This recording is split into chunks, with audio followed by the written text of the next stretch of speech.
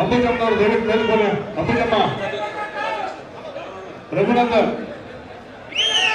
Dairy ಉಪಾಧ್ಯಕ್ಷ, ಮಂಜಣ್ಣ ನಗರಸಭಾ ಮಾಜಿ ಅಧ್ಯಕ್ಷರು ದಯವಿಟ್ಟು ಮೇಲಕ್ಕೆ ಬರ್ಬೇಕು.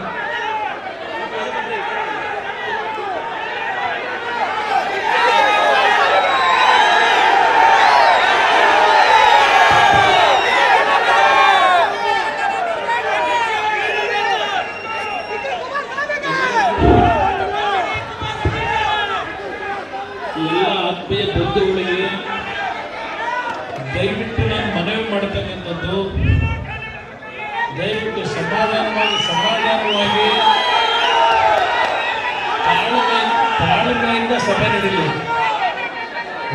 ಒಂದು ನಿಮಿಷ ಒಂದು ಪದದಲ್ಲಿ ನಾನು ಹೇಳ್ತಕ್ಕಂಥದ್ದು, ಮಂಡ್ಯ ಜಿಲ್ಲೆಯ ಒಂದು ರಾಜಕಾರಣ ಏನಿದೆ, ಇವತ್ತು ಏನಾದರೂ ಈ ಜನತಾದಳ ದೇವೇಗೌಡರ ಉಳಿದಿರ್ತಕ್ಕಂಥದ್ದು. ನಾರಾಯಣ ಬಾಲರಾಜು ನರ್ಸರಿ ಕೃಷಿ ಮಾಡಿ ತಿಂಗಳಿಗೆ 5 ಲಕ್ಷ ಗಳಿಸ್ತಿದ್ದಾರೆ. ನೀವು ಕೂಡ ಅವರಿಂದ ಕಲಿಬೇಕಾ? ಅವ್ರ ಜೊತೆ ವಿಡಿಯೋ ಕಾಲ್ ನಲ್ಲಿ ಮಾತಾಡಬೇಕಾ? ಈಗಲೇ ಫ್ರೀಡಮ್ ಆಪ್ ಡೌನ್ಲೋಡ್ ಮಾಡಿ. ನಿಮ್ಮಿಂದ ಅನ್ನೋದು ನಮ್ಮ ಬದುಕಿನಲ್ಲಿ ಇಟ್ಕೊಂಡಿದ್ದೇವೆ. ಯಾವುದೇ ಕಾರಣಕ್ಕೂ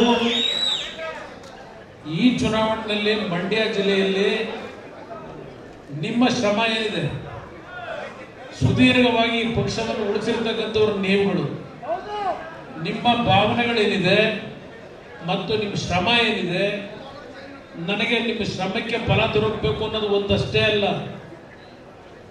ನಾವು ಈ ಭೂಮಿಯಲ್ಲಿ ಬದುಕಿರೋದ್ರೊಳಗೆ ಈ ಹಲವಾರು ಈ ಭಾಗದಲ್ಲಿರ್ತಕ್ಕಂಥ ಸಮಸ್ಯೆಗಳು ಏನು ಅನ್ನೋದನ್ನು ಅರಿತುಕೊಂಡಿದ್ದೇವೆ. ನಾವು ಚುನಾವಣೆ ಸಂದರ್ಭದಲ್ಲಿ ಮಾತ್ರ ಜನತೆಯನ್ನ ಇಲ್ಲ ಕಾರ್ಯಕರ್ತರನ್ನ ನೆನಪಿಸ್ಕೊಳ್ಳೋದಲ್ಲ.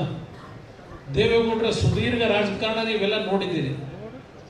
91ನೇ ವರ್ಷದಲ್ಲೂ ಸಹ ಅವರಿಗೆ ನಡೀಲಿಕ್ಕೆ ಸಾಧ್ಯ ಇಲ್ಲ. ಅವ್ರು ಏನೋ ಒಂದು ವೀಲ್ ಚೇರ್ನಲ್ಲಿ ಹೋಗಿ ರಾಜ್ಯಸಭೆಯಲ್ಲಿ ನಮ್ಮ ಒಂದು ಜೀವನದಿ ಕಾವೇರಿಯ ಬಗ್ಗೆ ಈಗಲೂ ಸಹ ಅವರ ಒಂದು ಧ್ವನಿ ಏನಿದೆ ಇದೆಲ್ಲವನ್ನ ನೀವು ಗಮನಿಸಿದ್ದೀರಿ. ದೇವೇಗೌಡರು ಇವತ್ತೇನಾದರೂ 60 ವರ್ಷದ ರಾಜಕಾರಣ ಸುದೀರ್ಘವಾಗಿ ಮಾಡಿದ್ರೆ ಅದಕ್ಕೆ ಪ್ರಮುಖವಾದ ಶಕ್ತಿ ತುಂಬಿರ್ತಕ್ಕಂಥದ್ದು ಮಂಡ್ಯ ಜಿಲ್ಲೆ ಅಂತಕ್ಕಂಥದ್ದನ್ನ ನಮ್ಮ ಜೀವನದಲ್ಲಿ ಮರೆಯೋಲ್ಲ. ಇವತ್ತು ನಾನು ಯಾವ ಕಾರಣಕ್ಕೋಸ್ಕರವಾಗಿ ಈ ಸಭೆಯನ್ನು ಕರೀರಿ ಅಂತೇಳಿ ಮನವಿ ಮಾಡಿದ್ದೇನೆ. ನಿಮ್ಮ ಭಾವನೆಗಳನ್ನು ನಾನು ಅರ್ಥ ಮಾಡ್ಕೊಂಡಿದ್ದೇನೆ. ಕೊನೆಯದಾಗಿ ನಾನು ಹಲವಾರು ವಿಷಯಗಳನ್ನು ಪ್ರಸ್ತಾಪ ಮಾಡ್ತೀನಿ. ದಯವಿಟ್ಟು ಒಂದೊಂದು 2 ನಿಮಿಷ ನಮ್ಮ ನಾಯಕರುಗಳು ಮಾತನಾಡಿ, ಲೀಡರ್ಗಳು 2 ನಿಮಿಷ ಎಲ್ಲರೂ ಮಾತಾಡ್ತಾರೆ. ನಿಮ್ಮ ಭಾವನೆಗಳಿಗೆ 1 ನಿಮಿಷ ಅಣ್ಣ, ದಯವಿಟ್ಟು ಅರ್ಥ ಮಾಡ್ತೀನಿ. ದಯವಿಟ್ಟು ನಿಮ್ಮ ಭಾವನೆ ನನಗೆ ಗೊತ್ತಿದೆ.